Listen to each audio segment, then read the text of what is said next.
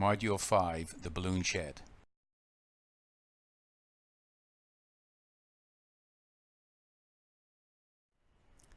Balloon shed hazards. This section is intended to provide you with the basic safety familiarization so you can enter and work in the building. Here we'll summarize the hazards around the electrolyzer and in the building. The electrolyzer room contains the electrolyzer and the hydrogen storage tank. Fire hazard from hydrogen gas is the dominant hazard in this room.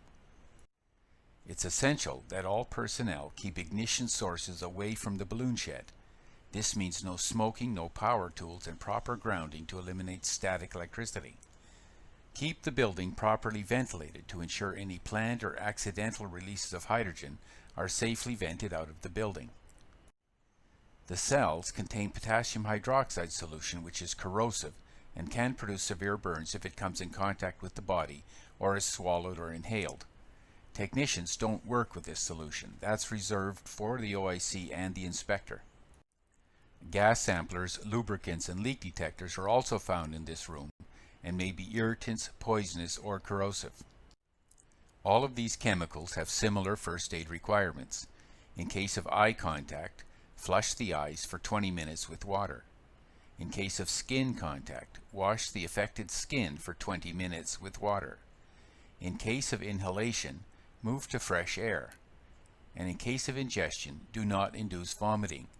The MSDS provides more information on these chemicals. In any and all first aid cases, the OIC must be notified and medical personnel must be consulted. There are electrical shock hazards associated with the copper bus bars on top of the cells.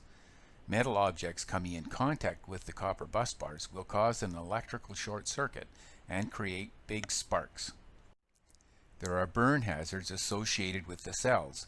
The cells themselves can get warm and the copper bus bars can get hot. There are rotating machinery hazards associated with the compressor pulley.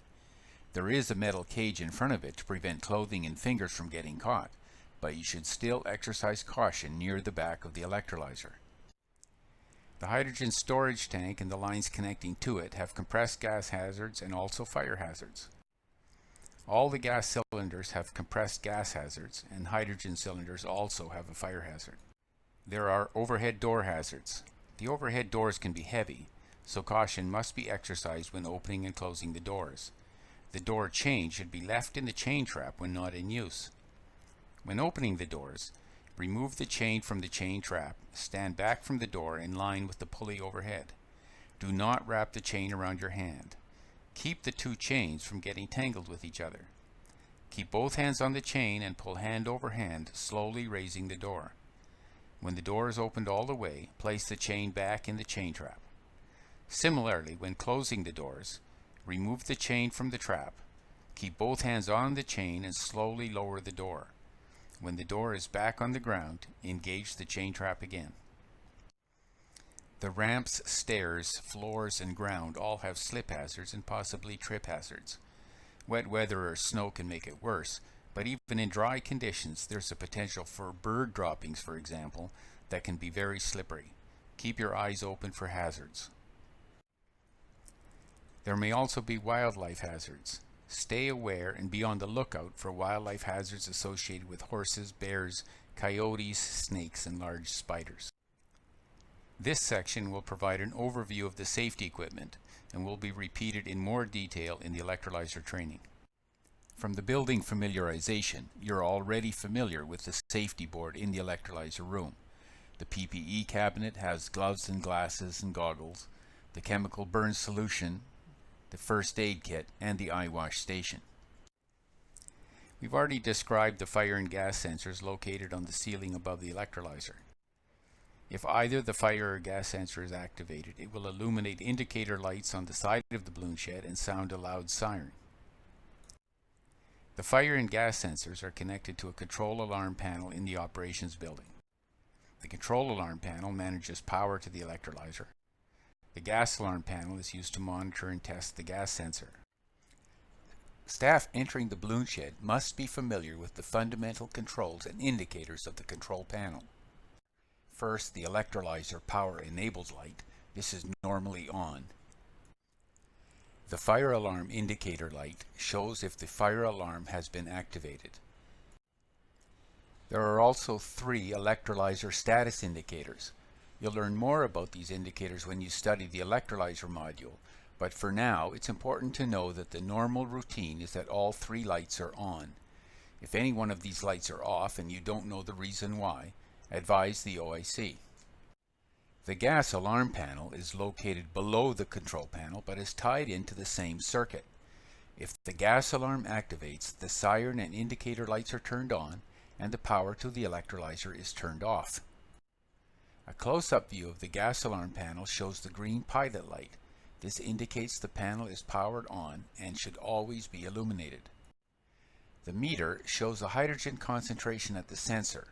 Hydrogen in air becomes flammable at a concentration of 4%, so 4% is called the lower explosive limit, or LEL.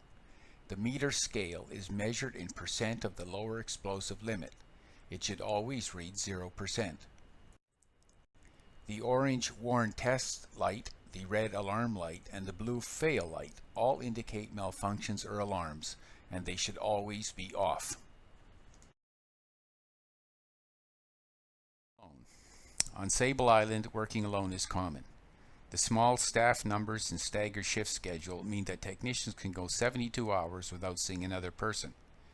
Even on a normal day working with the other staff, you might only see another person once a day. A person injured and unable to move might not be discovered for hours or days. The primary hazards identified for technicians on Sable Island are the fire and explosion hazards from working around hydrogen gas. On Sable Island, there have never been injuries from hydrogen gas, but this is still considered a principal hazard. Slip and fall hazards are the most common injury on Sable, in wet, icy, and even dry conditions. Weather hazards are primarily flying debris from high winds, and while no personnel have been injured, there have been close calls. Wildlife hazards due to aggressive seals or wild horses have resulted in injuries. There are additional hazards associated with compressed gases and working with chemicals. Again, Sable Island has no recorded injuries of this type. So for staff working alone and in the presence of identified hazards, a check-in system is required. The national standard specifies that staff working alone should check in at least once every 2 hours, and at more frequent intervals when performing work with elevated hazards. On Sable Island, these requirements are met with a software-based staff alarm system. Since most shift activities occur at specified times and are of known duration, the staff alarm starts a timer when these activities begin and will sound an alarm if the timer isn't cancelled before it counts down to 0. For example, the balloon release is expected to take less than 20 minutes, and the balloon inflation is expected to take less than 35 minutes. When the technician returns to the operations building after balloon release or after filling the balloon, they have to cancel the timer by entering a keyboard command. If the technician fails to cancel the timer will run down to 0 and trigger an alarm. When an alarm is triggered, an alarm tone will sound in the operations building, alerting the technician in case they just forgot to cancel the timer. At the same time, a series of phone calls will be made, cycling through all the staff residence numbers and sounding an alarm tone. When staff at the residence answer the phone, they will recognize the tone and can check on the missing technician. If the alarm is not acknowledged after 15 minutes of phoning the residence numbers, the alarm is escalated and alarm phone calls are made every 5 minutes to the mainland, and Environment Canada will then try to contact the station. A staff alarm timer is therefore activated for any scheduled activity associated with outside travel or those associated with elevated risks.